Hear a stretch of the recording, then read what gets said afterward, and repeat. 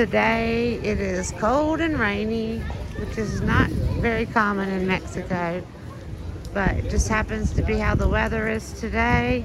So you can see all these poinsettias are up or have been planted, and that's because it's December, really close to Christmas. But when we came last time, instead of poinsettias, there were the orange marigolds, which celebrate Dia de Muertos. You can see ceramics. You can see there's a couple more. Look, isn't that so crazy? We've got hibiscus blooming in December.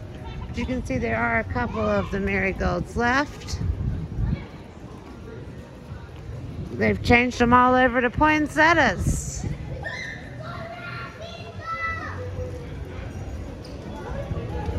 Here we have a little artesian market.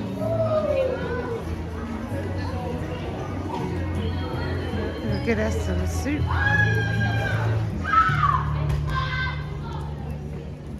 And then there's also a beautiful church or basilica around here somewhere that we haven't come upon yet, but it's gorgeous. Isn't that a beautiful hibiscus? Look at the color of that. So pretty. Last time we were here, they had all these things done on these benches so people wouldn't sleep on them.